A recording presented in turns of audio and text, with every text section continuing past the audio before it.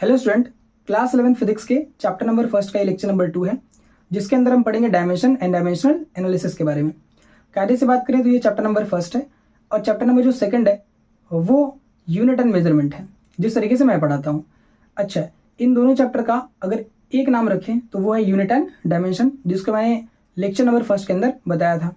अच्छा, lecture number first के अंदर हमने क्या क्या पढ़ा था उसको 5 मिनट के अंदर रिकॉल करते हैं, उसके बाद आते हैं अपने आज के टॉपिक पे, which is dimension and dimensional analysis.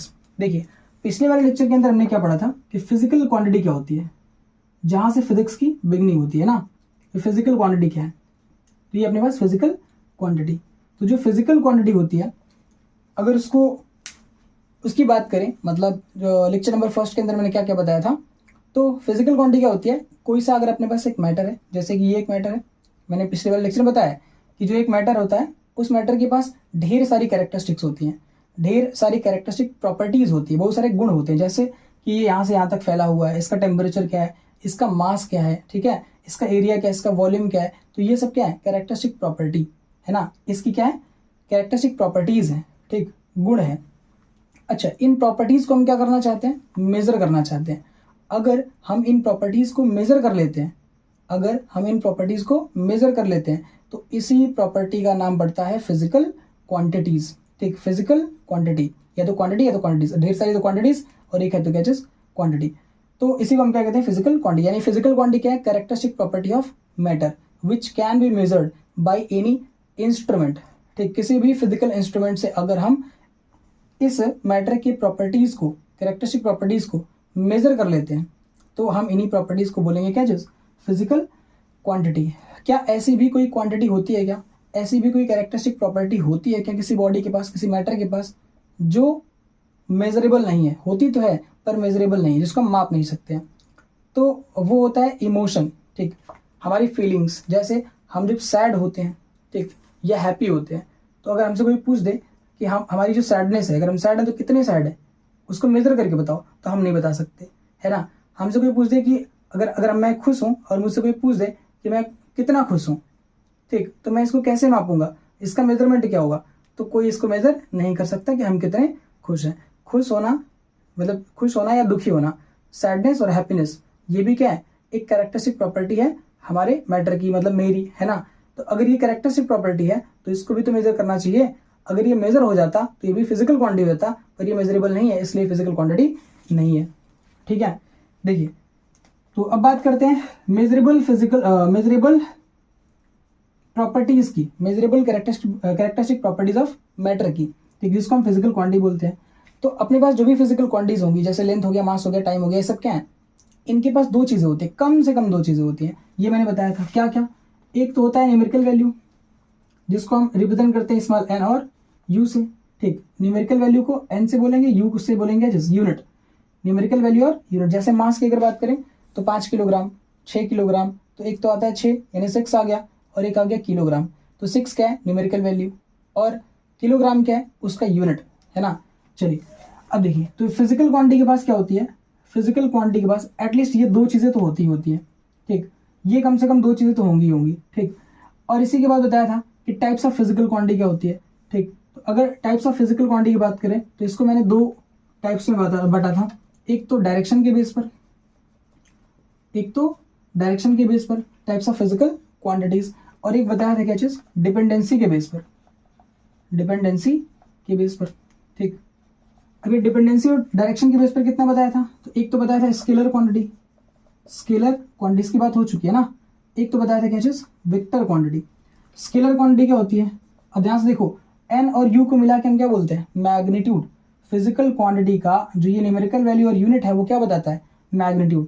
तो अगर कायदे से बात करें तो यहाँ पे अभी ये क्या है, ये जो दोनों है वो क्या मिला करके क्या बनाता है, तो ये बनाता है मैग्नीट्यूड। ठीक, इन दोनों को मिला करके हम बोलेंगे जिस मैग्नीट्यूड। यानी किसी भी फिजिकल क्वांटिटी का जो मैग्नीट्यूड है वो किससे बना होता है, न्यूमेरिकल वैल्यू और यूनिट से बना होता है। तो जो स्केलर क्वांटिटीज होती हैं, जो स्केलर क्वांटिटीज होती हैं, उनके पास केवल क्या होता है, मैग्नीट्यूड होता है, केवल मैग्नीट्यूड। ठीक, अच्छा, ऐसी फिजिकल क्वांटिटी जिसके पास केवल मैग्नीट्यूड हो, डायरेक्शन ना हो, ठीक, उसको हम कहते हैं स्केलर फिजिकल क्वांटिटी।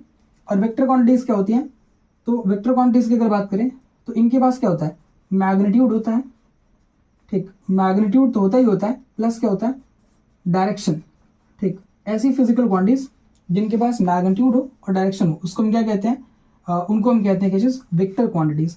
और जिनके पास केवल मैग्नीट्यूड होता है उसको हम क्या कहते हैं, उसको हम स्केलर क्वांटिटी कहते हैं। अच्छा, यहाँ पे एक और बात होनी चाहिए तब जाके वेक्टर क्वांटिटी बनेगा, अदरवाइज नहीं बनेगा। तो वेक्टर क्वांटिटी के पास मैग्नीट्यूड भी होगा, डायरेक्शन भी होगा, और साथ ही साथ ये क्या करेगा, obeys vector law of addition, obeys vector law of addition, ठीक। अब ये क्या होता है, तो ये आगे पता चलेगा, है ना, चैप्टर नंबर 3 के अंदर, ठीक।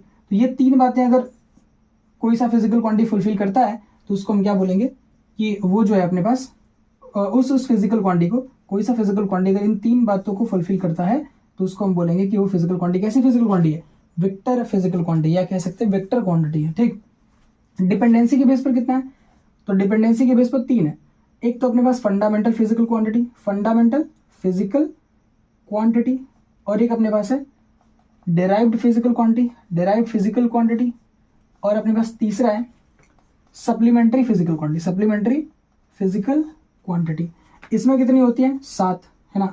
इसमें कितनी होती है, 7। कौन कौन सी होती है भाई, length, LENGTH, length, mass, time, ठीक, length, mass, time, temperature, TEMP, temperature, और क्या चीज, लेंथ, मास, टाइम, टेम्परेचर, 1 2 3 4 हो गया, ठीक। इलेक्ट्रिक करंट, EC, और क्या चीज, 1 2 3 4 5, ठीक है। अभी अपने पास 2 बची है ना, तो एक तो अपने पास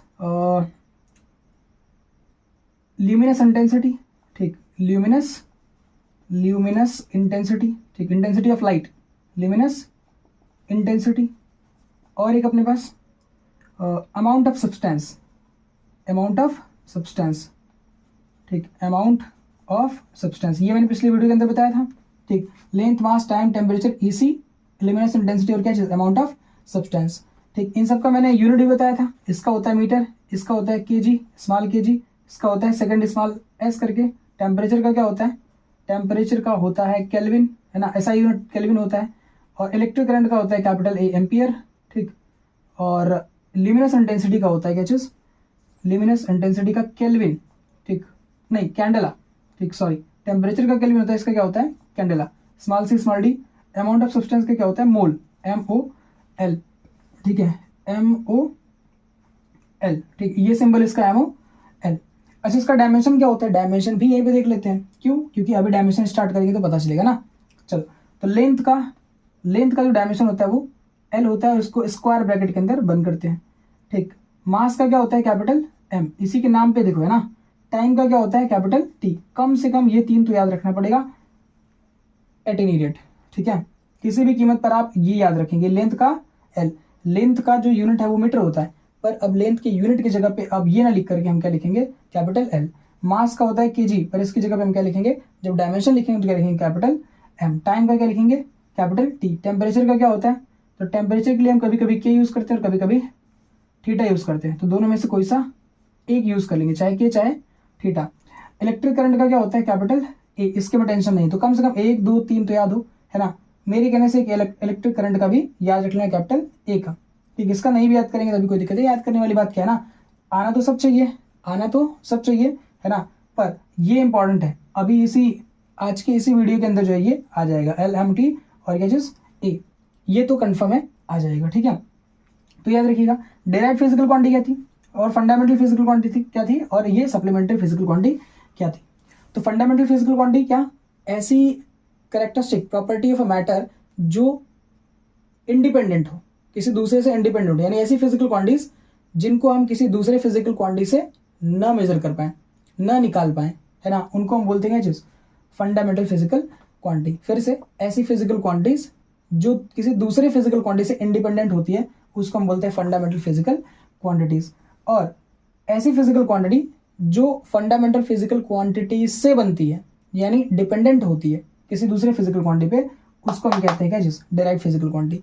यानी फिजिकल क्वांटिटी, अगर कोई एक physical quantity fundamental physical quantity से निकल करके आती है तो उसको हम बोलते हैं डायरेक्ट फिजिकल क्वांटिटी। और सप्लीमेंट्री फिजिकल क्वांटिटी में 2 थी, है ना। यहाँ पे तो बहुत सारी होती है, बात करेंगे अभी, ठीक। सप्लीमेंट्री फिजिकल क्वांटिटी की बात करें तो 2 होती हैं, कौन कौन सी? एक तो होता है प्लेन एंगल, है ना, प्लेन एंगल, और एक होता है क्या चीज? सॉलिड एंगल, ठीक, सॉलिड एंगल, ठीक। अब प्लेन एंगल का नो डायमेंशन है, इसका जो यूनिट होता है वो रेडियन होता है, small R A D, RAD। इसका क्या होता है सॉलिड एंगल का? तो सॉलिड एंगल का होता है स्टेरेडियन, स्मॉल SR, ठीक। इसका डायमेंशन नो, इसका भी डायमेंशन नो, इन दोनों का कोई डायमेंशन नहीं है।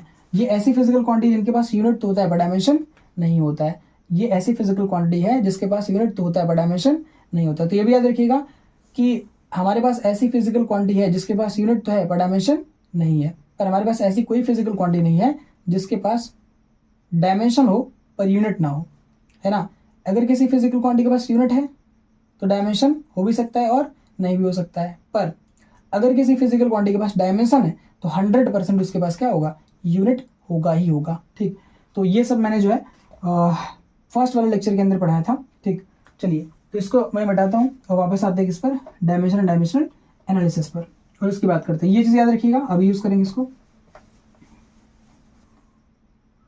हाँ, तो चलिए बात करते हैं कि डायमेंशन क्या होता है। देखिए, तो सबसे पहले डिफिनेशन इसका लिखेंगे कि डायमेंशन क्या होता है। व्हाट इज डायमेंशन, ठीक। पहले ये बात करेंगे डायमेंशन क्या होता है, फिर बात करेंगे डायमेंशन फार्मूला क्या होता है। व्हाट इज डायमेंशन, तो पहले डिफाइन कर ले इसको कि डायमेंशन क्या होता है। Dimension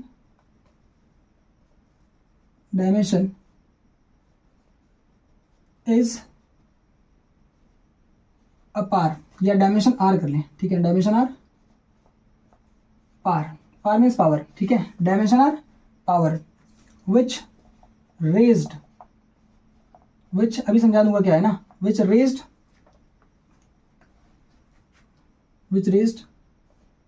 on the fundamental physical quantity या फिर base quantities, base quantity, TITY, ठीक है। Dimension are power which raised on the base quantities, ठीक, क्वांटिटीज, ठीक। यानी डायमेंशन क्या है? डायमेंशन एक पावर है। डायमेंशन एक क्या है? पावर है, जो कहाँ पे लिखी जाती है? तो जो बेस क्वांटिटीज होती हैं, जो फंडामेंटल फिजिकल क्वांटिटीज होती है ना, उनके ऊपर उनके पावर के फॉर्म में लिखा जाता है, ठीक है। कैसे? एग्जाम्पल से समझाता हूँ, ठीक। जैसे अगर फोर्स की बात करें, हाँ ठीक है, फोर्स की बात कर लेते हैं, ठीक। मैं बस लिख देता हूँ, अभी बताऊंगा कैसे कैसे निकल रहा है। तो जो फोर्स का डायमेंशन होता है वो होता है MLT माइनस के 2, ठीक, MLT माइनस 2। तो ये इसका क्या है? डायमेंशन। फोर्स का जो डायमेंशन है वो MLT माइनस 2 है, ठीक। अभी डायमेंशन है, डायमेंशनल फार्मूला है, ठीक। और देखिए डायमेंशन क्या होगा, तो m की जो पावर यहाँ पे है, m की पावर यहाँ पे कितनी है? कुछ नहीं लिखा है तो कितना है? 1, ठीक। तो जो यहाँ पे डायमेंशन है, ठीक, डायमेंशन ऑफ फोर्स कैसे लिखेंगे? Dimension of force in mass is equal to कितना? 1। ये फर्स्ट मेथड है ना। ये कौन सा है? ये एक अपने पास मेथड डायमेंशन लिखने का, और ये अपने पास दूसरा मेथड डायमेंशन लिखने का, ठीक। ये कौन सा है? Method number first. और ये जो लिख रहा हूं कौन सा है? मेथड नंबर सेकंड, ठीक। ये फर्स्ट मेथड, ये जो मैंने फोर्स का डायमेंशन लिखा तो ये फर्स्ट मेथड है, और ये कौन सा? सेकंड। कोई सा भी फर्स्ट, कोई सा भी सेकंड लिख सकते, कोई दिक्कत वाली बात नहीं है ना। चलो, ये ऑर्डर वाली बात है कि मैंने इसको पहले ले लिया, इसको बाद में ले लिया। तो dimension of force in mass is equal to 1। Dimension of force in length, ठीक। लेंथ में जो डायमेंशन है फोर्स का वो कितना है? 1, ठीक। यानी जो पावर है, ये जो अपने पास बेस क्वांटिटीज है MLT, ये क्या है? मास, लेंथ और टाइम। तो मास, लेंथ, टाइम क्या है? ये फंडामेंटल फिजिकल क्वांटिटी है, इसी को हम बेस क्वांटिटी बोलते हैं। तो बेस क्वांटिटी के ऊपर जो ये पावर लिखी होती है, इन्हीं पावर को हम क्या बोलते हैं? इन्हीं पावर को हम बोलते हैं डायमेंशन, ठीक है। तो dimension of force in length is equal to 1, और डायमेंशन ऑफ फोर्स इन किसमें? टाइम इज इक्वल टू कितना? तो ये -2 है। तो dimension of force in mass, length and time क्या लिख देंगे 1 1 एंड माइनस 2 रिस्पेक्टिवली, ऐसे करके लिख सकते हैं, या फिर ये अपने पास तरीका हो गया। तो ये होता है डायमेंशन। ठीक, अब अगर बात करें डायमेंशनल फार्मूला की, तो डायमेंशनल फार्मूला क्या है, डायमेंशनल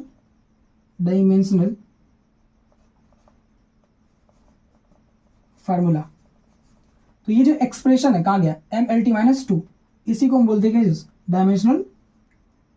हाँ देखिए डायमेंशनल फार्मूला को कैसे डिफाइन करेंगे, तो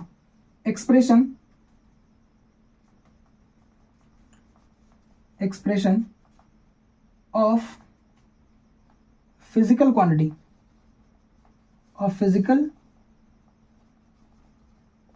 quantity in terms of expression of physical quantities का expression in terms of base quantities,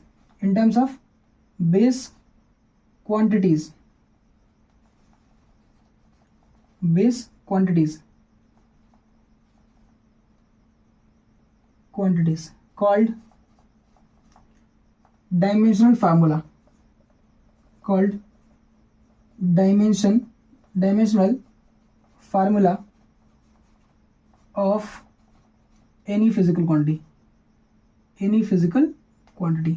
क्या है, expression of any physical quantity, expression of physical quantity या any physical quantity in terms of base quantities, called dimensional formula of any physical quantity. किसी भी physical quantity का expression किसके term में, base quantities के term में, base quantities मतलब fundamental physical quantity के टर्म में। एक फिजिकल क्वांटिटी है वो फंडामेंटल हो भी सकती है और नहीं भी हो सकती है। तो अपने पास एक फिजिकल क्वांटिटी को अगर हम किस में रिप्रेजेंट करते हैं, बेस क्वांटिटीज के फॉर्म में, फंडामेंटल फिजिकल क्वांटिटी के फॉर्म में अगर हम एक्सप्रेस करते हैं, लिखते हैं, तो उसी को हम क्या बोलते हैं, डायमेंशनल फार्मूला। कुल मिला जुला करके ये है डायमेंशनल फार्मूला। ठीक, MLT minus 2 is dimensional formula. ठीक, अगर किसी बात करें इसमें डायमेंशन ऑफ फोर्स की, ठीक, डायमेंशनल फार्मूला ऑफ फोर्स, चलो बार बार फोर्स ही क्यों ले, दूसरा ले लेते हैं, डायमेंशनल फार्मूला। कुछ नहीं समझ में आ रहा होगा अभी कि ये कैसे आ रहा है, ठीक है, फिर भी आप देखते जाइए। आइए मैं इसका डेफिनेशन करा रहा हूँ, अभी कराऊंगा पूरा का पूरा। ठीक, डायमेंशनल फार्मूला ऑफ वेलोसिटी कर लेते हैं। वेलोसिटी इज इक्वल टू क्या होता है, डिस्टेंस डिवाइड बाई टाइम, और डिस्टेंस क्या होती है, लेंथ। तो उसके लिए होता है dimensional formula of velocity is LT minus 1, direct लिख दिया। ठीक, अभी इसको बताऊंगा। तो ये डायमेंशनल फार्मूला ऑफ वेलोसिटी है, क्या चीज, LT माइनस 1। इसको स्क्वायर ब्रैकेट के अंदर बंद कर देते हैं। क्यों, क्योंकि इसका जो न्यूमेरिकल वैल्यू होती है वेलोसिटी की, उससे कोई रिलेशन नहीं होता है। ठीक, जैसे मान लो 4 मीटर पर सेकंड अगर आ रहा है तो इसको 4 से कोई मतलब नहीं है, वहाँ पे जो न्यूमेरिकल वैल्यू उससे मतलब नहीं है, इसलिए इसको कहाँ भी बंद करते हैं, स्क्वायर ब्रैकेट के अंदर बंद करते हैं। ठीक, तो इतना नोट कर लीजिए। ठीक, तो आइए निकालते हैं एक एक फिजिकल क्वांटिटी का डायमेंशन। देखिए उससे पहले आप लोग ये याद रखिए कि लेंथ के लिए अगर कहीं लेंथ आता है, डिस्टेंस आता है, तो उसके लिए हम क्या यूज़ करेंगे, उसका डायमेंशन क्या होगा, कैपिटल L। अभी भी बताया। अगर मास आता है, कहीं पे मास आ गया, तो उसका जो डायमेंशनल फार्मूला होगा या डायमेंशन होगा, ठीक, वो क्या रहेगा, अब कैपिटल M। अगर मैं डायमेंशनल फार्मूला बोलता हूँ तो आपको डिफरेंशिएट करने आना चाहिए।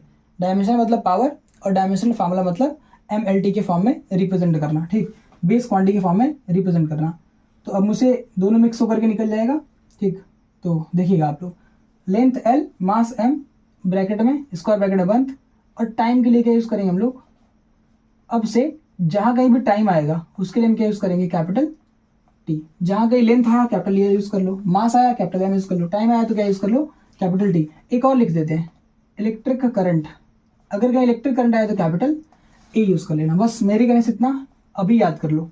करते हैं, तो जो सबसे पहली फिजिकल क्वांटिटी होगी, एक एक को पकड़िएगा, एकदम स्टार्टिंग से करा रहा हूँ। ठीक, सबसे पहली फिजिकल क्वांटिटी, जैसे सबसे पहली कौन सी, ये लेंथ का तो हो गया। ठीक, तो अगर कायदे से बात करें तो जो सबसे पहला होता है वो लेंथ ही होता है।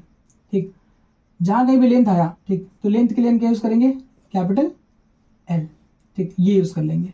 लेंथ पहला है जिसको आपको याद रखना है, तो दो बार इसको लिख दिया ना, टेंशन मत लेना। ठीक, ये दो बार क्यों आ रहा है। ठीक, देखिए ये लेंथ हो गया, इसी तरीके से लेंथ का डायमेंशन क्या हो गया, एल। सेकंड नंबर, एरिया की बात करें, एरिया, एरिया क्या है, एक फिजिकल क्वांटिटी है। एरिया का फार्मूला क्या होता है, तो एरिया का फार्मूला होता है length into breadth, LENGTH, length multiplied by क्या चीज, ब्रेथ, BREATH, ठीक, लेंथ मल्टीप्लाइड बाय ब्रेथ।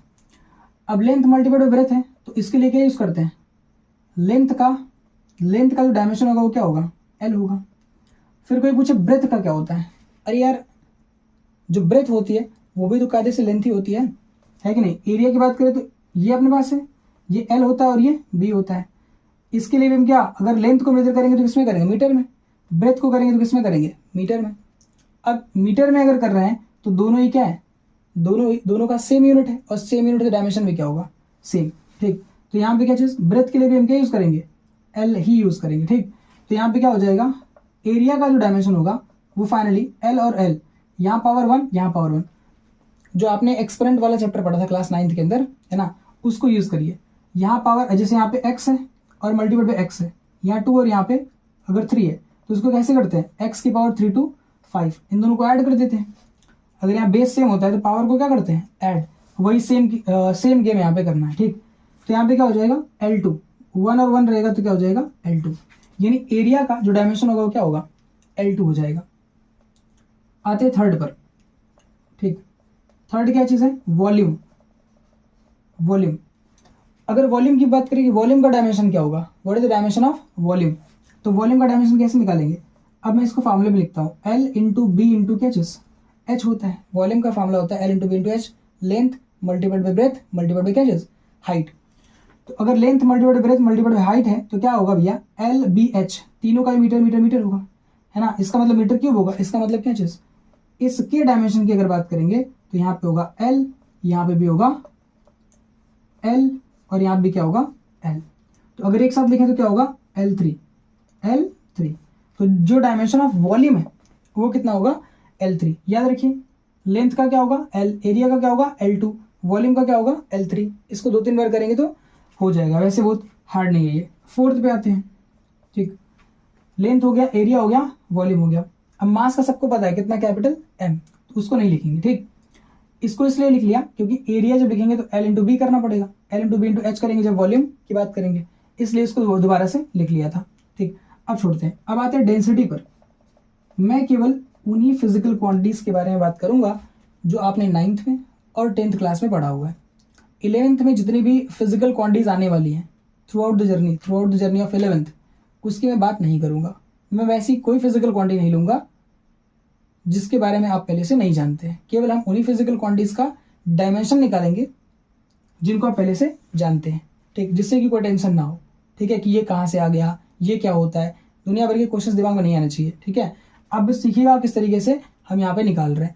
फिर उसके बाद जैसे जैसे हम चैप्टर पढ़ते जाएंगे वैसे वैसे हम डायमेंशन भी उसका वहीं पे निकालते जाएंगे, ठीक। तो वहाँ पे आपको अच्छा भी लगेगा कि हाँ मुझे डायमेंशन आ रहा है, ठीक।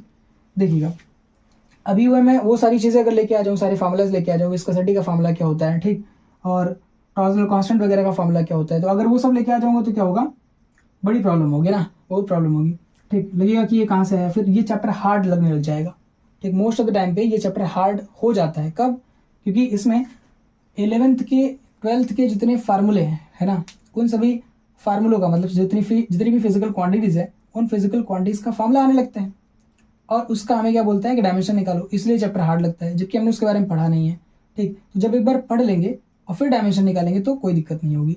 तो डायमेंशन आप पढ़े रहिए, मतलब ये वाला चैप्टर पढ़े रहिए, आपको डायमेंशन निकालना आना चाहिए, इसके सारे क्वेश्चन सॉल्व करने आने चाहिए, हाँ। पर जब फिजिकल क्वांटिटी वो वाली आएगी, ठीक, जो कि अभी हमने नहीं पढ़ा है, ठीक, तो उसको करने में आसानी रहेगी, ठीक। देखिएगा, तो डेंसिटी का फॉर्मूला क्या होता है, डेंसिटी इज इक्वल टू होता है मास डिवाइड बाई वॉल्यूम। ये बचपन से पढ़ते आते हैं, है ना, इसीलिए मैं इसका डायमेंशन भी निकाल रहा हूँ। मास का डायमेंशन क्या होता है, कैपिटल M, और वॉल्यूम का क्या होता है, वॉल्यूम का अभी भी निकाला L3, ये रहा ऊपर, इसीलिए बोला था इन तीनों का निकालो। ये बेसिक है, यहाँ से कुछ इससे नीचे कुछ नहीं होता है, ठीक। चलिए, तो ये अपने पास M डिवाइड बाई क्या L3। तो जो डेंसिटी का डायमेंशन बनेगा, अगर मैं यहाँ पे वापस से लिख दूँ तो ये होगा M, और ये ऊपर जाएगा, सेम क्लास 9th की मैथमेटिक्स लगाइए, जैसे आप x divide by x square है और नीचे डिवाइड बाई कितना है x की पावर 3 है, तो उसको ऊपर करते हैं, सेम वैसे ही यहाँ पे भी करना है। जैसे मान के चलो यहाँ पे x की पावर 3 है और यहाँ y की पावर 4 है, तो इसको कैसे लिख जाएंगे भैया, x की पावर 3, तो इसको हम ऐसे भी तो लिख सकते हैं, x की पावर 3 ऊपर ले गए तो y की पावर कितना हो गया -4, ये इसको हम नीचे भी लेके आ सकते हैं, तो ये x की पावर -3 हो जाएगा। तो जैसे इसको सॉल्व करते थे वैसे इसको भी करना है।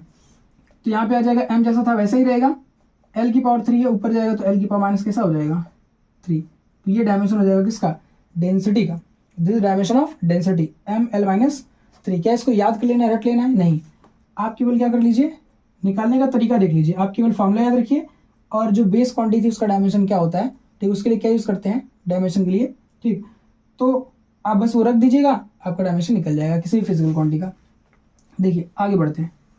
तो अपने पास 4 हो गया, 5वें की बात करते हैं, ठीक, 5वें की बात करते हैं। 5वां कौन सा अपने पास, डेंसिटी हो गया। अब यहाँ से हट जाओ, वापस आते किस पर, डिस्टेंस पर, ठीक, डिस्टेंस पर।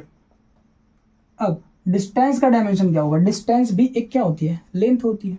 डिस्टेंस भी क्या होती है, एक लेंथ होती है जो कि किसी ऑब्जेक्ट के द्वारा कवर की जाती है ना। तो ये भी क्या है, डिस्टेंस भी एक लेंथ है, इसलिए इसका भी डायमेंशन क्या होगा, एल होगा। ये कितनी बार आ गया एल भाई, है ना। चलो, तो जो डिस्टेंस का डायमेंशन है वो क्या होता है, एल होता है। इसी तरीके से डिस्प्लेसमेंट का क्या होगा, डिस्टेंस हो गया डिस्प्लेसमेंट, डिस्टेंस क्या होता है, डिस्प्लेसमेंट क्या होता है, ये सब बात करेंगे हम काइनेमेटिक्स के अंदर, जब काइनेमेटिक्स पढ़ेंगे तब, ठीक है। वेक्टर के बाद, वेक्टर चैप्टर के बाद डिस्प्लेसमेंट। डिस्प्लेसमेंट का अगर कोई डायमेंशन पूछे तो ये भी क्या होता है, डिस्प्लेसमेंट भी लेंथ होता है। अगर डिस्प्लेसमेंट भी लेंथ है तो इसका भी डायमेंशन क्या होगा, कैपिटल एल होगा, ठीक। इसके बाद बात करते हैं किसकी, स्पीड की, ठीक, VII स्पीड, SPEED स्पीड, ठीक। तो स्पीड का जो डायमेंशन होगा वो क्या होगा, तो पहले फार्मूला देख लो।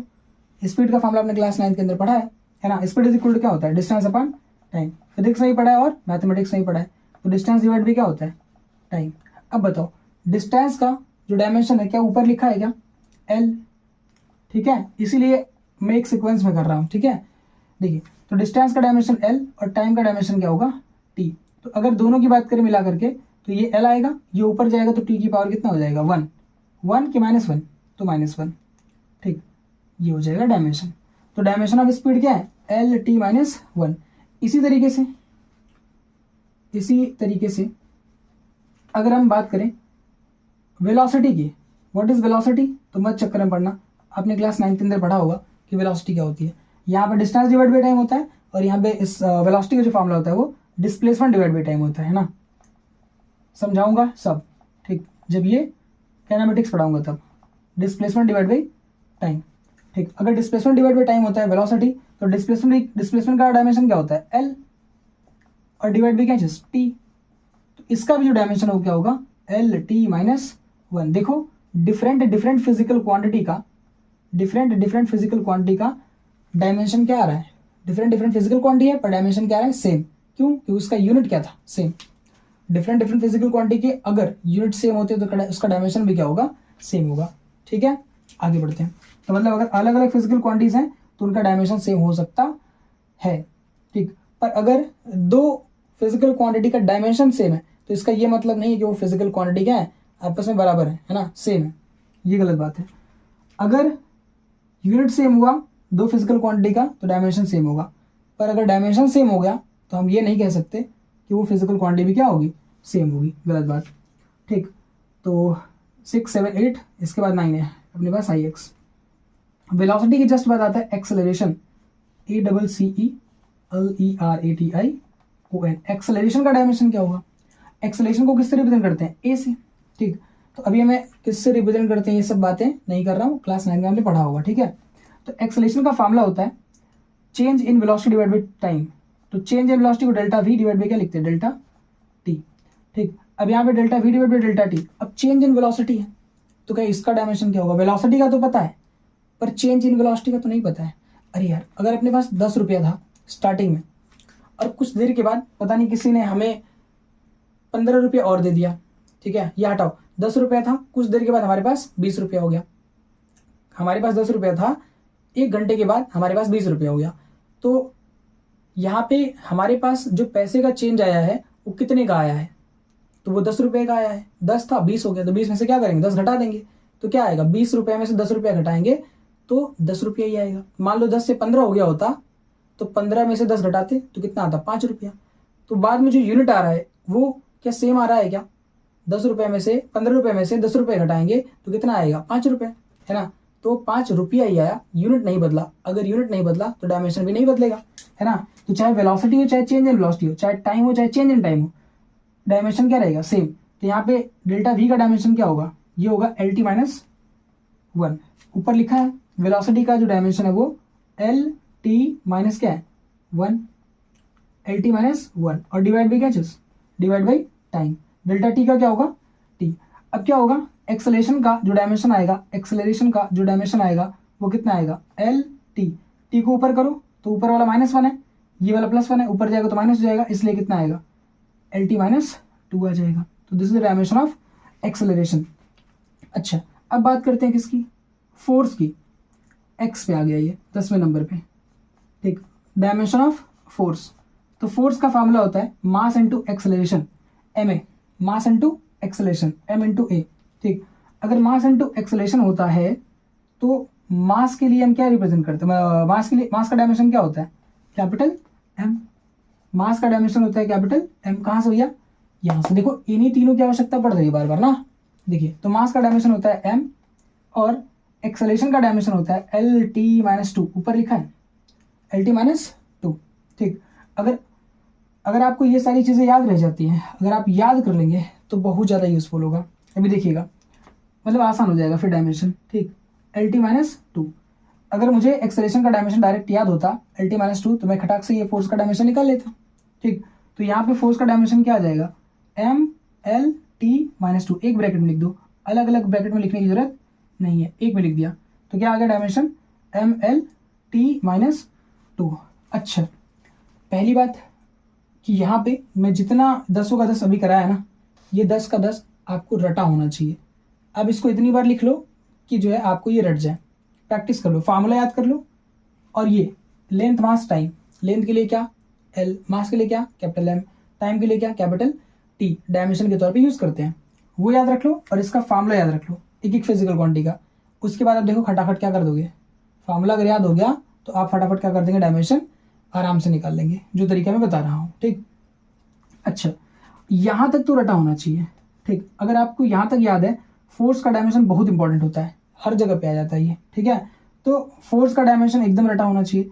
और मैं कहता हूँ कि ये ऊपर की जितने, इन सबका डायमेंशन रटा होना चाहिए। अगर इन सबका डायमेंशन रटा है तो आपके पास जितनी फिजिकल क्वांटिटीज आएंगी उनका जब डायमेंशन निकालने के लिए बोलेगा तो फिर आसान हो जाएगा, ठीक है। एकदम आराम से आप जो है कर पाएंगे, ठीक। तो आई होप कि आपको जो ये समझ में आया होगा, ठीक। इसको मिटाता हूँ और कुछ फिजिकल क्वांटिटी का मैं जो है डायमेंशन निकालता हूँ जिसको आपने क्लास 9th या 10th के अंदर पढ़ा हुआ है, ठीक। तो मिटाता हूँ इसको, मैं नोट कर लीजिए। अगली फिजिकल क्वांटिटी देखिए जो कि 11वें नंबर पे आती है, ठीक। देखिए अगला है वर्क, जिसको हमने पढ़ा हुआ है क्लास 9th के अंदर। तो वर्क इज इक्वल टू क्या होता है, वर्क इज इक्वल टू होता है force multiplied by displacement F into D. क्या जैसे फॉर्मूला ये होता है F dot D vector, F dot vector D. पर आपने पढ़ा होगा एफ डी कॉस थीटा, या सिंपल तरीके से पढ़ा होगा एफ डी, जो भी पढ़ा है ना। हमें तो केवल इतने से मतलब है कि जो वर्क होता है वो फोर्स मल्टीप्लाइड बाय क्या चीज डिस्प्लेसमेंट होता है। कौन सा होता है भैया, तो जो वर्क होता है वो फोर्स और डिस्प्लेसमेंट का डॉट प्रोडक्ट होता है, ठीक। Dot product of force and displacement is called work. पर छोड़ो, तो जो अपने पास फोर्स है और डिस्प्लेसमेंट है, डिस्प्लेसमेंट, ठीक, इसी को हम क्या बोलते हैं वर्क। तो अब फोर्स का डायमेंशन क्या होता है, फोर्स का डायमेंशन होता है, याद रखना है वहां से, है ना, एम एल टी माइनस 2। नहीं याद है तो खटाक से निकाल सकते हैं। फोर्स के फार्मूले के पास जाओ।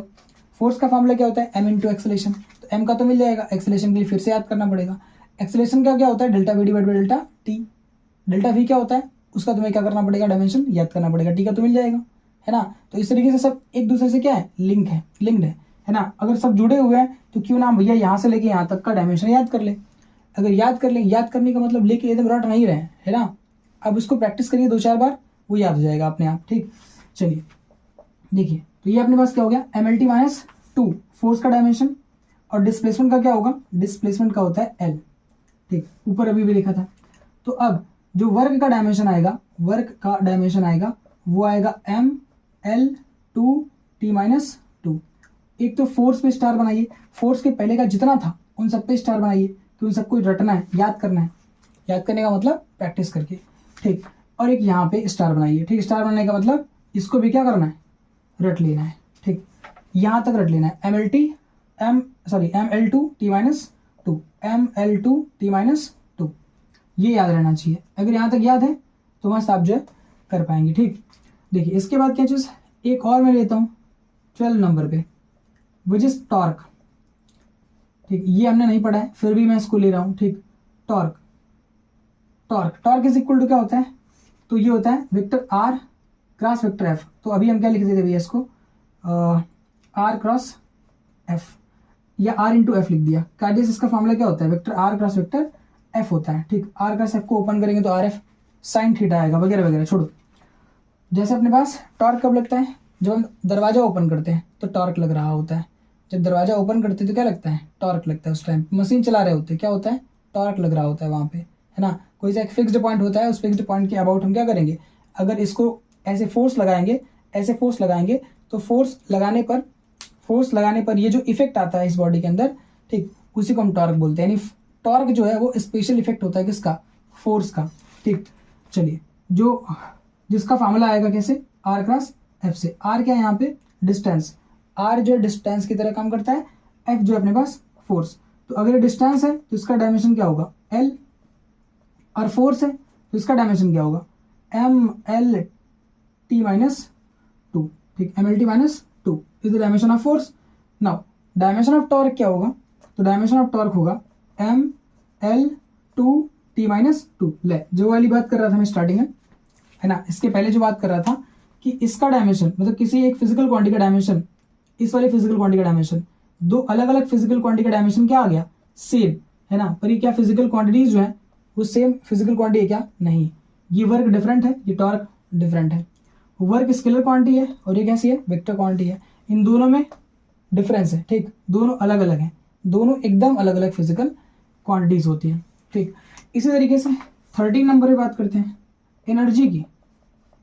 जो एनर्जी होता है, ठीक, एनर्जी जो होता है, ठीक, उसका डायमेंशन क्या होता है, तो एनर्जी जो है वर्क की तरह होता है, ठीक। हमारे पास जितनी एनर्जी होती है उतने ही हम काम करते हैं। तो एनर्जी किसके बराबर होती है, वर्क की। अगर एनर्जी वर्क के बराबर होती है, तो इसका डायमेंशन भी क्या होगा, सेम, जो वर्क का होता है, M L two T minus two. यानी कितना अच्छा है, देखो, चाहे कोई से भी एनर्जी हो, है ना, सबका जो है डायमेंशन क्या होगा, M L two T minus two ही होता है, ठीक। तो एनर्जी का डायमेंशन क्या चीज, M L two T minus two. Torque का डायमेंशन क्या चीज, M L two T minus two. Work का डायमेंशन क्या चीज, M L two T minus two. तो हो सकता है पूछ दे आपसे कि एक ही डायमेंशन कितनी, मतलब ऐसी 3 फिजिकल क्वांटिटी लिखिए या 2 फिजिकल क्वांटिटी लिखिए जिसका सेम डायमेंशन हो, तो क्या करेंगे आप, यहाँ से चिपका देंगे, ठीक।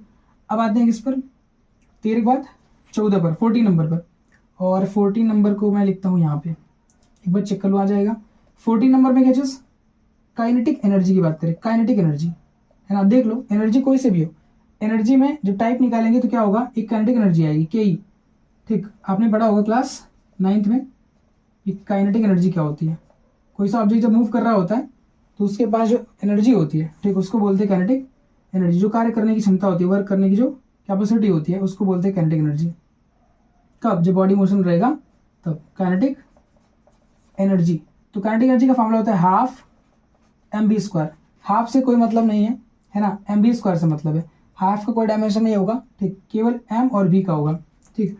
तो मास का क्या होता है, कैपिटल एम। काइनेटिक एनर्जी का डायमेंशन निकालने के लिए बोल दिया तो फॉर्मूला क्या होता है, हाफ एम बी स्क्वायर। तो डायमेंशन क्या होगा, एम, एम के लिए, मास के लिए कैपिटल एम।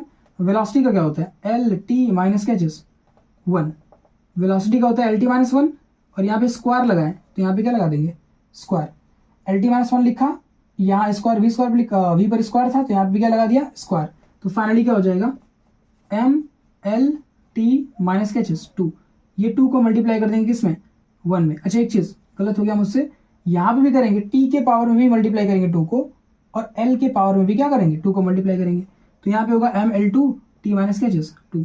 फाइनली फिर से क्या आया, इसका भी डायमेंशन क्या आया सेम। बोला था एनर्जी काइनेटिक एनर्जी हो चाहे पोटेंशियल एनर्जी हो चाहे कोई सी भी एनर्जी हो, सबका डायमेंशन क्या होगा सेम। इस तरीके से एक बार हम पोटेंशियल एनर्जी का भी निकाल लेते हैं, ठीक, डायमेंशन। एक बार चेक करवा रहा है क्या, आ रहा है, मस्त आ रहा है, कोई दिक्कत नहीं है। चलिए देखिए 15 नंबर पे, 15 नंबर पोटेंशियल एनर्जी की बात करते हैं। POTENTIAL पोटेंशियल एनर्जी, ठीक। तो पोटेंशियल एनर्जी का डायमेंशन क्या होगा, पहले फॉर्मूला लिख रहे हैं इसका, mgh होता है। जो पोटेंशियल एनर्जी का फॉर्मूला है वो mgh होता है, ठीक। यहाँ पे अभी ग्रेविटेशनल पोटेंशियल एनर्जी है ना, ग्रेविटेशनल पोटेंशियल एनर्जी का फॉर्मूला mgh होता है। तो हम तो अभी यही लिखेंगे, क्लास 9 में यही पढ़ा था, है ना। चलिए अब बाद में बात करेंगे कि पोटेंशियल एनर्जी क्या होती है, ठीक। इस पे तो एक जो है बड़ा सा चैप्टर आएगा, मतलब एक बड़ा सा टॉपिक आएगा, ठीक, जब ये काइनेटिक एनर्जी और पोटेंशियल एनर्जी पढ़ेंगे तब।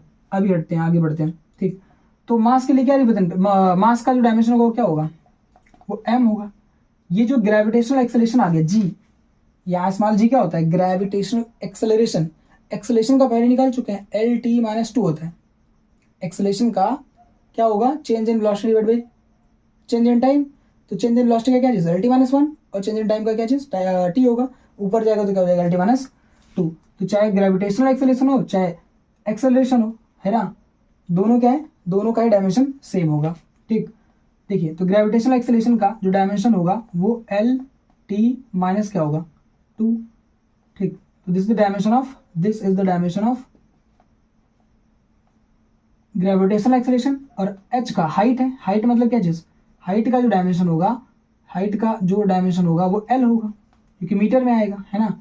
हाइट भी किसमें, हाइट भी क्या है, लेंथ ही है, तो इसका भी क्या होगा कैपिटल L। तो बराबर क्या चीज ML, यहाँ पे L और L 2 बार है, 2 हो जाएगा, और यहाँ पे क्या चीज माइनस। देखो फिर से क्या है, पोटेंशियल एनर्जी थी, काइनेटिक एनर्जी थी, चाहे एनर्जी थी, सबका डायमेंशन क्या आ रहा है सेम, mL2 t माइनस 2।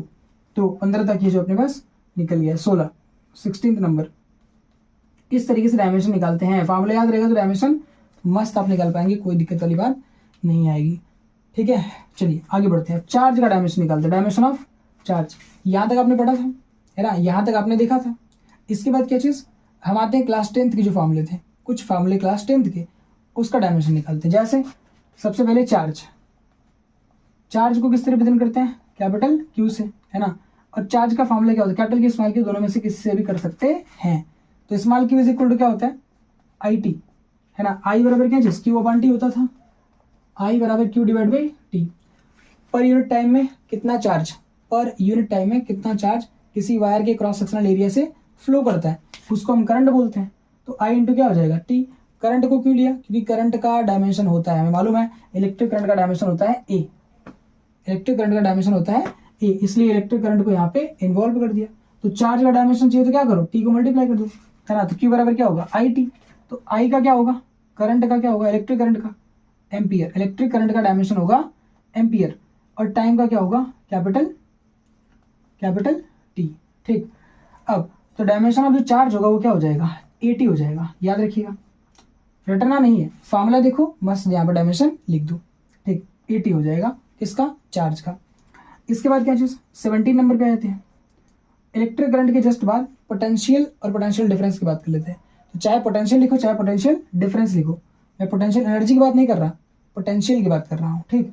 क्या होता है पोटेंशियल, बाद में समझेंगे, है ना। POTENTIAL पोटेंशियल, ये मैं आपको फॉर्मूला बता, आपको थोड़ा बहुत आइडिया भी होगा कि पोटेंशियल क्या होता है ना। चलिए देखिए, इसका इसीलिए तो मैं करा रहा हूँ क्योंकि आपने इसके बारे में कहीं कहीं मतलब क्लास 10 के अंदर पढ़ा है, इस वजह से मैं इसको ले रहा हूँ, ताकि आपको नाम सुना लगे, फॉर्मूला आपको थोड़ा बहुत पता हो, नहीं पता रहेगा तो मैं बता दूंगा, ठीक है। यहाँ पोटेंशियल क्या होता है, एक चार्ज को इन्फिनिटी से लेके आते हैं किसी एक पॉइंट पर, वो पॉइंट कहाँ पे होता है, किसी एक्सटर्नल इलेक्ट्रिक फील्ड में प्रेजेंट पॉइंट पर एक चार्ज को लेके आते हैं, कहाँ से, इन्फिनिटी से। तो उस पॉइंट का, जिस पॉइंट पर लेके आएंगे तो हमें कुछ काम करना पड़ेगा। फिर से सुनिए क्या करते हैं, एक चार्ज को इन्फिनिटी से, पोटेंशियल क्या है उसको बता रहा हूँ, इलेक्ट्रिक फील्ड के अंदर कोई सा एक पॉइंट होगा, उस पॉइंट तक हम एक इलेक्ट्रिक चार्ज को उठा के लाते हैं, कहाँ से, इन्फिनिटी से। इन्फिनिटी से एक चार्ज को उठा के लेके आएंगे एक पॉइंट तक जो कि एक्सटर्नल इलेक्ट्रिक फील्ड में अवेलेबल होगा, तो उठाकर लाने में जितना वर्क करना पड़ेगा, जितना कार्य करना पड़ेगा, ठीक है, या जितना कार्य मिलेगा, उसी को हम बोलते हैं क्या, जिस उस पॉइंट का, जिस पॉइंट पर लाया है उस पॉइंट का पोटेंशियल। ठीक, नहीं समझ आया कोई बड़ी बात नहीं है। ठीक, बाद में जब समझेंगे पढ़ेंगे इस टॉपिक को तो पढ़ेंगे ना। चलिए, वैसे इसको मैंने क्लास 10th वाले वीडियो में यूपी बोर्ड वाले में कराया हुआ है, हिंदी वाले में। ठीक, पोटेंशियल, तो पोटेंशियल का फॉर्मूला होता है, पोटेंशियल को रिप्रेजेंट करते हैं वी से, वी इज इक्वल टू होता है W डिवाइड बाई क्यू। ठीक, W डिवाइड बाई क्यू। चलिए, यूनिट चार्ज को लाने में जितना वर्क करना पड़ेगा उसी को हम बोलते हैं क्या, जस्ट पोटेंशियल। अब चाहे पोटेंशियल हो चाहे पोटेंशियल डिफरेंस हो, दोनों का ही formula W divide by Q होता है। इसलिए डायमेंशन निकालेंगे तो क्या होगा, वर्क का डायमेंशन होता है ML2T-2। फिर से लिख देता हूँ, ML2T-2। ये डायमेंशन है किसका, वर्क का। और चार्ज का जो डायमेंशन होता है वो होता है AT।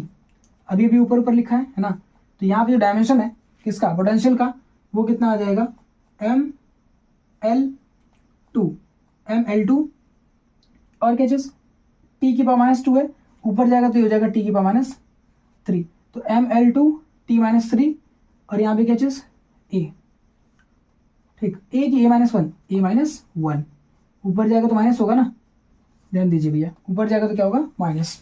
ठीक, तो देखिए क्या हो गया, ML2T-3 A-1। तो ये अपने पास क्या है, पोटेंशियल का डायमेंशन है। तो ये पोटेंशियल का भी डायमेंशन है, साथ ही साथ पोटेंशियल डिफरेंस का भी डायमेंशन यही है, पोटेंशियल डिफरेंस का भी डायमेंशन ये। जैसे पैसे का डिफरेंस था वैसे पोटेंशियल डिफरेंस, पैसे का डिफरेंस का जो डायमेंशन था वो सेम था, यूनिट जो था वो सेम था। इस तरीके से पोटेंशियल डिफरेंस का भी क्या होगा, सेम होगा। ठीक, पोटेंशियल के डिफरेंस को क्या बोलते हैं, पोटेंशियल डिफरेंस। दो पॉइंट रहेगा, दो पॉइंट का जो पोटेंशियल है वो अलग अलग रहेगा, तो दोनों पॉइंट के पोटेंशियल का जब हम डिफरेंस निकालेंगे, मान लो एक का 10 वोल्ट एक का 5 वोल्ट है, तो 10 में से 5 घटाएंगे कितना आएगा, 5 वोल्ट। मान लो एक पॉइंट का पोटेंशियल 10 वोल्ट है, एक पॉइंट का 3 वोल्ट है, 10 में से 3 घटाएंगे कितना बचेगा, तो 7 वोल्ट। तो कायदे से क्या आया, यूनिट तो सेम आया, और यूनिट सेम आया तो क्या होगा, डायमेंशन भी सेम रहेगा। ठीक है, आर यू क्लियर। अब इसके बाद आगे बढ़ते हैं और फॉर्मूला को देखते हैं और उनका डायमेंशन निकालते हैं जो कि आपने क्लास 10th में पढ़ा हुआ है। ठीक, चलिए जो भी नंबर यहाँ पे लगा लीजिएगा। ठीक है, अगली वाली फिजिकल क्वांटिटी को देखते हैं।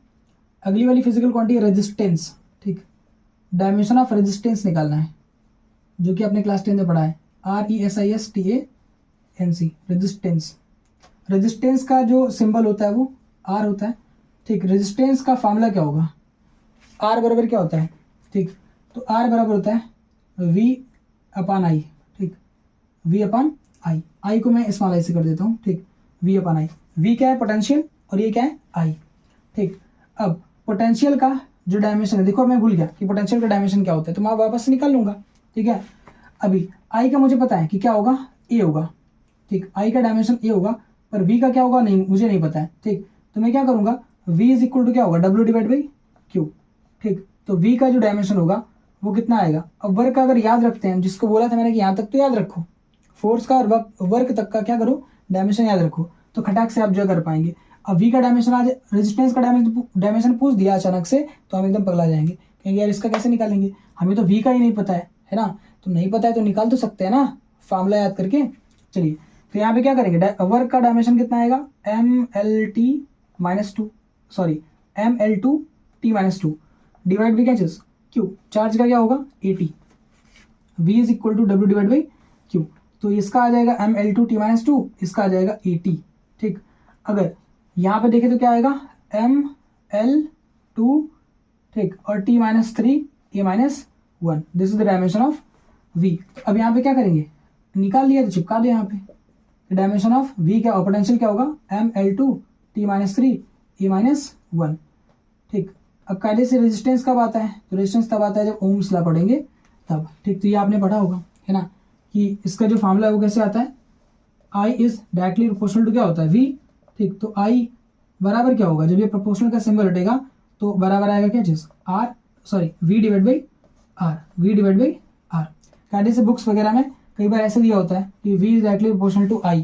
ठीक, तो V is directly proportional to I होता है तो बराबर प्रोपोर्शनल का सिंबल हटता है तो बराबर का सिंबल आता है। ठीक, और V बराबर क्या होता है, I मल्टीप्लाइड बाई R। ठीक, यहाँ पे जो कांस्टेंट आएगा वो क्या होगा, R आएगा। जब ये प्रोपोर्शनल हटेगा तो कांस्टेंट आएगा, तो ये कांस्टेंट क्या होगा, R आता है। ठीक, चलिए छोड़िए, आगे बढ़ते हैं। रेजिस्टेंस का यूनिट क्या होता है, तो ओम होता है, ये भी याद रखिएगा, ठीक, या आपको पता होगा। तो इसका डायमेंशन फाइनली क्या आया, डायमेंशन ऑफ रेजिस्टेंस क्या आया, dimension of resistance ML2T-3 A minus क्या हो गया 2। This is the dimension of resistance, ठीक, ये डायमेंशन है किसका, रेजिस्टेंस का, ठीक। अगर रेजिस्टेंस का डायमेंशन मिल गया, ठीक, अगर रेजिस्टेंस का डायमेंशन मिल गया तो इसके बाद अगली जो फिजिकल क्वांटिटी होगी उसका डायमेंशन निकाले जाएंगे। कौन सी फिजिकल क्वांटिटी इसके बाद, देखिएगा जो रेजिस्टेंस है वो किस किस चीज पर डिपेंड करता है, तो वो डिपेंड करता है एल और ए पर, ठीक, आर डिपेंड करता है लेंथ और क्रॉस सेक्शनल एरिया पर। तो इसका जो फार्मूला आता है वो लास्ट में क्या आता है, जब दोनों को लगाएंगे है ना, कि आर डिपेंड करता है एल पर, आर डिपेंड करता है क्रॉस सेक्शनल एरिया पर, है ना, तो जब इन दोनों को कंबाइन कर देंगे ऐसे करके, ठीक, तो यहाँ पे जब बराबर का सिंबल आएगा तो क्या होगा, एक कांस्टेंट आएगा रो, ठीक। तो अब जो रो आएगा उस रो का, रो मतलब रेजिस्टिविटी, उसका नाम क्या है, रेजिस्टिविटी। तो रेजिस्टिविटी का डायमेंशन क्या होगा, रेजिस्टिविटी का डायमेंशन, रेजिस्टिविटी को किससे रिप्रेजेंट करते हैं, रो से। तो रेजिस्टिविटी का जो डायमेंशन है, ठीक, रो का जो डायमेंशन है वो क्या आएगा, देखिएगा। तो रो बराबर क्या होगा, फार्मूला में लिख देता हूँ यहाँ पे, कहाँ लिखूँ, आर बराबर रो एल डिवाइड बाई ए होता है, ठीक। तो अब यहाँ पे अगर रो का कोई फार्मूला पूछेगा तो क्या होगा, R A divide by L, ठीक, इज इक्वल टू क्या चीज, रो। तो जो रो का फार्मूला है, मतलब जो रेजिस्टिविटी का फार्मूला है, तो वो होगा R A divide by L. अगर फार्मूला ये है तो डायमेंशन कैसे निकलेगा, ध्यान से देखिएगा डायमेंशन कैसे निकलेगा। ये आर का डायमेंशन अभी भी लिखा है ML2T- छाप रहा हूँ इसे ना, ML2T-3 A-2। अब ये ए डायमेंशन नहीं है, ये एरिया है, क्रॉस सेक्शनल एरिया है। तो क्रॉस सेक्शनल एरिया का जो डायमेंशन होता है, क्रॉस सेक्शनल एरिया का जो डायमेंशन होता है वो A2 होगा। है तो एरिया ही ना, शुरू में बताया था, है ना, एरिया का डायमेंशन क्या होता है, A2। क्यों, L इंटू भी होता है एरिया का फॉर्मूला, इसलिए, ठीक। तो ये हो जाएगा क्या चीज, गलत लिख रहा हूँ यहाँ पे, L2 हो जाएगा, ठीक है। जो एरिया का डायमेंशन है वो क्या हो जाएगा, L2, ठीक। अगर गलत बोल दिया तो उसके लिए सॉरी, ठीक। वैसे यहाँ पे क्या चीज, जो एरिया का डायमेंशन है वो क्या हो जाएगा, L2। आर का डायमेंशन ये हो गया, एरिया का डायमेंशन ये हो गया, और डिवाइड भी क्या चीज, लेंथ है, तो लेंथ का डायमेंशन L हो गया। तो फाइनली जो डायमेंशन आया किसका, रेजिस्टिविटी का वो आएगा ML, यहाँ पे 2, यहाँ पे 2, 4, और यहाँ पे क्या है L। तो एक L से एक L क्या हो जाएगा, कैंसिल, तो क्या बचेगा L⁻3, ठीक। जैसे मान लो L⁻4 होता, ऊपर जाता है ये वाला माइनस में आता, तो 4 में से घटाते कितना बचता, 3 बचता। इसीलिए क्या होता है यहाँ पे ML3T-3 A-2। तो this is the dimension of resistivity. इसका एक और नाम है, रेजिस्टिविटी का एक और नाम है क्या चीज, स्पेसिफिक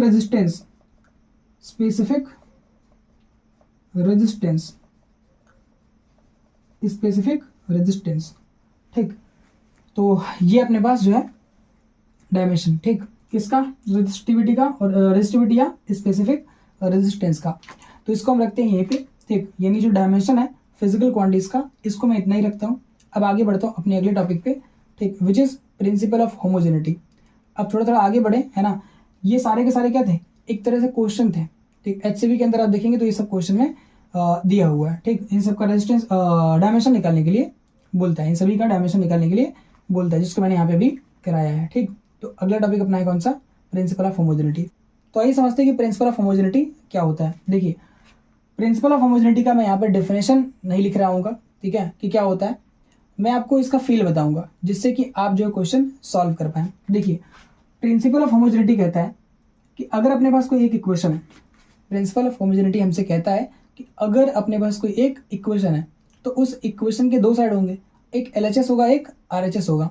तो dimension of LHS dimension of RHS की क्या होगा, बराबर होगा। किसी भी इक्वेशन का जो LHS और RHS है, उन दोनों का डायमेंशन क्या होता है, आपस में इक्वल होता है, ये बोलता है। तो इसको मैं दो तरीके से बोलूंगा, ठीक है। एक तो बोलूंगा क्या चीज, डायमेंशन ऑफ, ये कौन बता रहा है, अकॉर्डिंग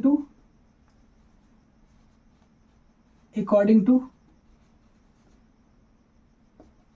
प्रिंसिपल ऑफ होमोजेनिटी, ठीक, principle of homogeneity PH, dimension of LHS left hand side and RHS, dimension of LHS and RHS are equal. Dimension of LHS and RHS are equal. Yeah, dimension of LHS and RHS equal to each other. Equal to each other. Equal to each other in an equation.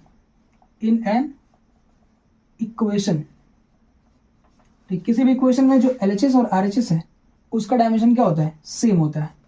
ये कहता है कौन, principal of homogeneity. तो एक बात तो ये याद रखिएगा। दूसरी बात क्या चीज, इक्वेशन में अगर अपने पास कोई एक इक्वेशन है तो उस इक्वेशन में कई सारे टर्म्स होते हैं, है ना, प्लस और माइनस के साथ कई सारे टर्म्स जुड़े होते हैं, है ना। तो सभी टर्म का जो हर एक टर्म है, चाहे वो LHS का हो चाहे RHS का हो, LHS के अंदर जितने टर्म्स होंगे और RHS के अंदर जितने टर्म्स होंगे, तो LHS के अंदर जितने टर्म्स हैं उन सभी टर्म्स का मतलब एक एक टर्म का जो डायमेंशन होगा वो क्या होगा, आपस में बराबर। और जो RHS है, RHS वाले में जितने टर्म्स आएंगे उन सभी टर्म्स का डायमेंशन आपस में क्या होगा, इक्वल। और अच्छी बात है कि इधर के जितने टर्म्स होंगे उनका डायमेंशन इधर के जितने टर्म्स होंगे उनके डायमेंशन के बराबर होगा। मैं लिखता हूँ, डायमेंशन ऑफ अभी समझा भी दूंगा, dimension of each term in an equation,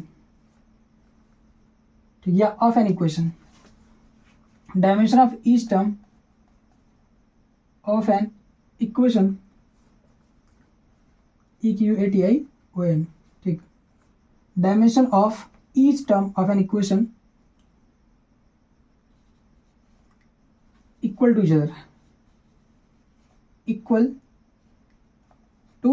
each other, ठीक। ये दो बातें आप याद रखिएगा। अगर ये दो बातें याद रहेंगी तो मस्त जो है क्या होगा, क्वेश्चन सॉल्व होगा, ठीक।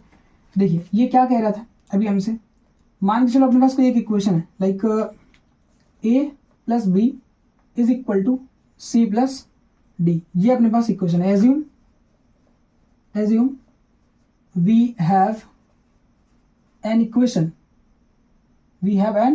equation, और कैसा इक्वेशन, लाइक दिस, ये इक्वेशन है, A + B = C + D। तो डायमेंशन, प्रिंसिपल ऑफ होमोजेनिटी हमसे क्या कहता है कि जो डायमेंशन ऑफ ये होगा LHS, डायमेंशन ऑफ LHS बराबर होगा किसके, डायमेंशन ऑफ RHS के, ठीक।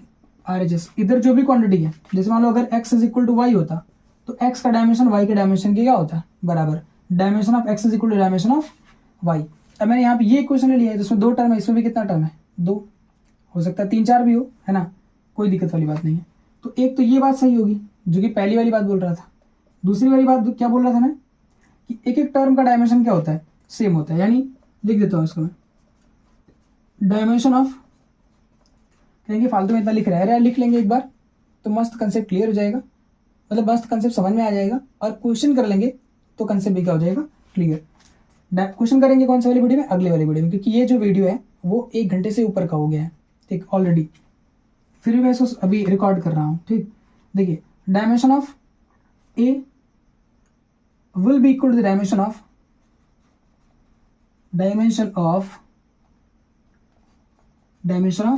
B, ठीक। A का डायमेंशन B के डायमेंशन के बराबर होगा, और बराबर करके लिख देता हूँ ना एक साथ, ठीक। डायमेंशन ऑफ जो A है या B है वो डायमेंशन ऑफ C के बराबर होगा, ठीक। यानी इसका डायमेंशन आपस में तो बराबर है ही, A का डायमेंशन B के डायमेंशन के बराबर, और A का डायमेंशन C के डायमेंशन के भी बराबर होगा, A का डायमेंशन D के डायमेंशन के बराबर होगा। इस तरीके से B का डायमेंशन A के बराबर तो है ही, होगा ही, ये प्रिंसिपल ऑफ होमोजेनिटी कहता है। फिर B का डायमेंशन C के डायमेंशन के भी बराबर होगा, और B का डायमेंशन D के डायमेंशन के भी बराबर होगा, ठीक। तो इस तरीके से dimension of A = dimension of B = dimension of dimension of क्या चीज C is equal to dimension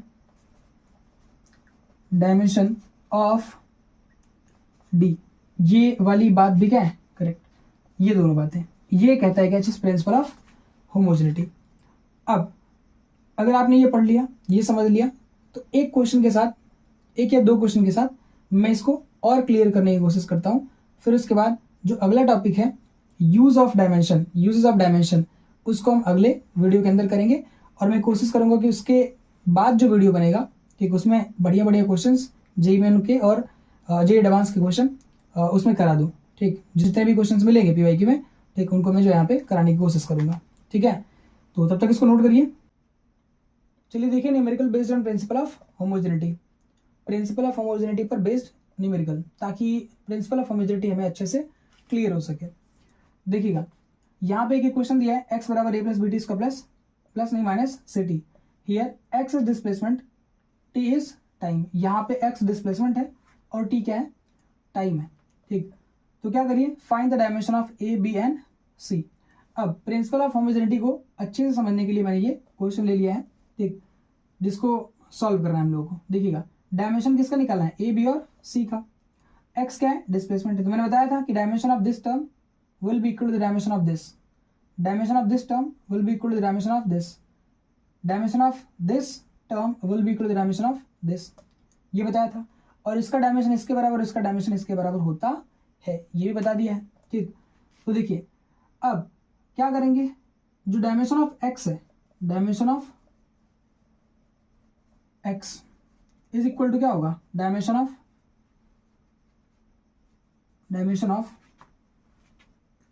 ठीक, यहाँ पे ऑफ छूट गया, ठीक, डायमेंशन ऑफ एक्स बराबर डायमेंशन ऑफ क्या चीज, ए होगा। अब किसी में नहीं लिखूंगा ये वाला ना, लिखना आना चाहिए आपको।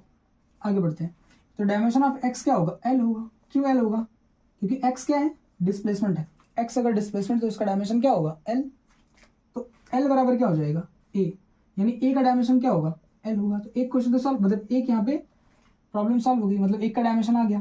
ठीक, दूसरे का डायमेंशन निकालना है, तो अब इसका डायमेंशन इसके बराबर होगा, या कह लो इसका डायमेंशन इसके बराबर होगा, किसी को भी कर लो, आंसर तो आएगा ही आएगा। तो क्या होगा, दूसरे पार्ट के पास अगर हम जाएंगे, इसके यानी जो बी के पास जाएंगे, डायमेंशन उसका कैसे निकलेगा, तो एक्स का डायमेंशन, ठीक, एक्स बराबर क्या चीज, बी टी स्क्वायर, नहीं एक्स बराबर मत करिए, लिख ही लेते हैं एक बार, क्या चीज, डायमेंशन, ठीक, डायमेंशन ऑफ एक्स बराबर डायमेंशन ऑफ किसका, dimension of B T square. Now dimension of X क्या चीज, एल, और बी टी स्क्वायर यहाँ पे ऐसे रहेगा।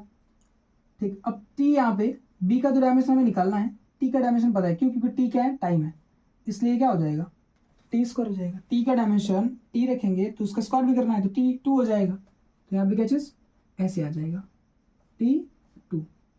ठीक, अब क्या करेंगे, इसको नीचे करेंगे क्रॉस में, तो बी का डायमेंशन मिल जाएगा। तो जो डायमेंशन ऑफ बी होगा, वो क्या आएगा, dimension of B, dimension of B बराबर टी आएगा नीचे, फिर जाएगा ऊपर, टी आया नीचे तो स्क्वायर में होगा, ये स्क्वायर में नीचे आएगा, ऊपर जाएगा तो माइनस में जाएगा, तो एल टी माइनस क्या आया, टू। ठीक, ये अपने पास डायमेंशन ऑफ क्या आ गया, बी। अब इस तरीके से डायमेंशन ऑफ सी निकालना है, तो अगर डायमेंशन ऑफ सी निकालना है, ठीक, ऑफ डायमेंशन ऑफ सी, तो क्या करेंगे, यहाँ पे डायमेंशन ऑफ सी टी लिख देंगे, और बराबर क्या चीज, डायमेंशन ऑफ एक्स,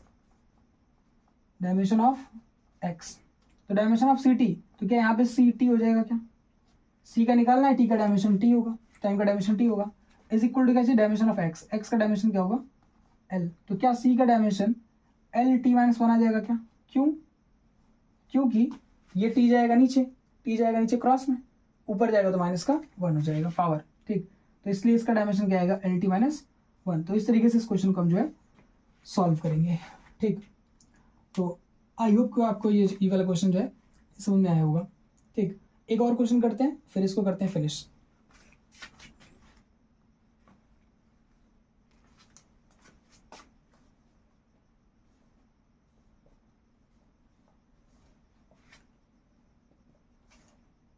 चलिए देखिए question number 2।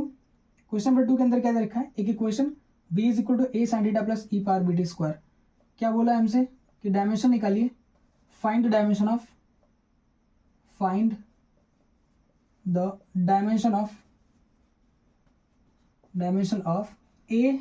And b। a और b का डायमेंशन निकालना है। ये थोड़ा सा अजीब सा क्वेश्चन लग रहा है देखने में, पर अगर आपने ये क्वेश्चन किया अच्छे से समझ के तो मस्त आपका जो है मेंस का जो है 1 2 3 क्वेश्चन आराम से सॉल्व हो जाएगा। ठीक, जो PYQ भी है, मतलब प्रीवियस ईयर में आया हुआ है। ठीक, देखिएगा कैसे सॉल्व करेंगे इस क्वेश्चन को। तो v यहाँ पे क्या है बता दिए पहले से कि v इज वेलोसिटी। v क्या है, वेलोसिटी है। ठीक, और यहाँ पे t क्या है, t इज टाइम। तो a और b का डायमेंशन निकालना है। ध्यान से देखिए, तो dimension of this will be equal to the dimension of this. याद रखिए कि साइन थीटा का कोई डायमेंशन नहीं होता है। यही तो लॉजिक है इसमें कि साइन थीटा एक रेशियो होती है साइड की, तो उसका कोई यूनिट नहीं आएगा। Sine theta tan theta cos theta क्या है, रेशियो होता है किसका, जो राइट एंगल ट्रायंगल है उस राइट एंगल ट्रायंगल के साइड का रेशियो होता है। तो रेशियोज का कोई यूनिट वगैरह नहीं होता है। ठीक, सॉरी, वहाँ पे जो रेशियो है तो उसका कोई यूनिट नहीं होगा। तो साइन थीटा का कोई यूनिट नहीं होगा तो उसका कोई डायमेंशन भी नहीं होगा। ठीक, साइन थीटा कोई डायमेंशन नहीं। अब e की पावर bt स्क्वायर, e क्या है यहाँ पे, एक्सपोनेंट है, कोई एक वैल्यू है, 3 4 5 6 7 8 की तरह है। ठीक है, e जो है एक एक्सपोनेंट है। ठीक, तो यहाँ पे ये क्या अपने पास एक कांस्टेंट वैल्यू है, कांस्टेंट है, और कांस्टेंट की पावर कितना दे रखा है, bt स्क्वायर। तो याद रखिएगा कि पावर का कोई डायमेंशन नहीं होता है। नोट, ठीक, नोट लगाएंगे चीज, powers do not have any dimension. ये वाली बात याद रखिएगा कि पावर के पास कोई डायमेंशन नहीं होता है। पावर्स की जगह power do not have any dimension. जो पावर होती है ना, ये जो पावर लिखा होता है, पावर के ऊपर क्या कभी मीटर सेटर देखा है क्या कभी कि 10 की पावर 4 मीटर लिखा है? ऐसा कुछ नहीं होता है। 10 की पावर 4 हो सकता है, 10 की पावर 5 हो सकता है, पर वहाँ 5 मीटर 5 किलोग्राम 6 किलोग्राम ऐसा कुछ नहीं लिखा होगा। ऐसे 10 की पावर 8 हो सकता है, 10 की पावर 7 हो सकता है ना। पर यहाँ पे 7 मीटर नहीं होता है, 8 मीटर नहीं होता है ना। जब भी होगा तो यहाँ नीचे होगा। तो अब यहाँ पे कोई जब मीटर नहीं होगा, कुछ यूनिट नहीं होगा, अगर इसका कोई यूनिट नहीं तो इसका कोई डायमेंशन भी नहीं है ना। तो इसका कोई डायमेंशन नहीं होता है। तो इसलिए क्या होगा, ध्यान से देखिए कैसे सॉल्व करेंगे। तो डायमेंशन ऑफ ए बराबर हो जाएगा किसके, डायमेंशन ऑफ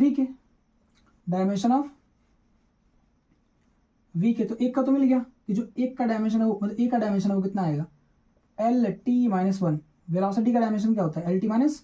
देखो याद करके रखा है, कितना फायदा हो रहा है, LT-1 डायरेक्ट आ गया। इस तरीके से BT स्क्वायर का कोई डायमेंशन ही नहीं होगा, है ना।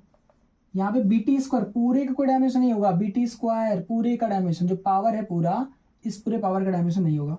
ठीक, तो डायमेंशन ऑफ B क्या होगा, उसको निकालने के लिए हम क्या करेंगे, डायमेंशन ऑफ BT स्क्वायर एक बार करो। Dimension of BT square is equal to क्या चीज, 0 का मतलब M0 L0 T0। ठीक, M0 L0 और क्या चीज T0। ठीक, तो इसका कोई डायमेंशन नहीं होता है। रुक जाओ, M0 L0 T0 तो है ना कम से कम, ये भी क्या है, यहाँ पे कोई डायमेंशन नहीं है किसका, BT स्क्वायर का। तो अगर डायमेंशन नहीं तो उसको ऐसे रिप्रेजेंट करेंगे। ठीक है, तो अब डायमेंशन ऑफ B पूछा था, तो B का डायमेंशन कैसे निकलेगा, डायमेंशन ऑफ B बराबर क्या होगा, ये T स्क्वायर नीचे जाएगा तो ये होगा M0 L0, पर T इस बार 0 नहीं होगा, क्यों, T 0 तो है पर ये नीचे क्या T, तो T स्क्वायर होगा, ऊपर जाएगा तो क्या होगा, T की पावर -2। तो अब ये T की पावर -2 आ गया। तो B का डायमेंशन क्या है, T की पावर -2 आया है। जो B का डायमेंशन है वो T की पावर -2, सीधे सीधे लिख सकते हैं B का डायमेंशन क्या चीज, T पावर -2। अरे तभी तो डायमेंशनलेस होगा। कैसे, देखो BT स्क्वायर है, इसको डायमेंशनलेस बनाना है तो क्या करना पड़ेगा, B का डायमेंशन तो T-2 रखना पड़ेगा। अगर इसका T स्क्वायर है, ये अगर T2 है, तो यहाँ पे इसका डायमेंशन T-2 होना ही पड़ेगा। नहीं होगा तो ये T0 कैसे बनेगा, ये डायमेंशनलेस कैसे होगा, है ना। तो इसीलिए क्या होगा, B का डायमेंशन क्या होगा, T के डायमेंशन का अपोजिट कह लो। अगर ये स्क्वायर में T स्क्वायर है तो ये T पावर कितना होगा, 2 हो जाएगा। ठीक, तो डायमेंशन ऑफ B कितना आया, T पावर -2। तो ये इस तरीके से क्या होगा इस क्वेश्चन का सोल्यूशन। ये वीडियो करीब करीब 1 घंटा 15 मिनट का हो चुका है ना, तो इसको रखते हैं यहीं पे। ठीक, अब जो है नेक्स्ट वीडियो में हम पढ़ेंगे क्या चीज़ कि uses of dimension. Next video के अंदर हम डायमेंशन का यूज़ पढ़ेंगे। ठीक, 3 यूज़ होता है डायमेंशन का, उन तीनों यूजेस को हम जो है पढ़ेंगे। ठीक, तो आज के लिए रखते हैं इसको इतना ही। ठीक, तब तक के लिए ओके बाय।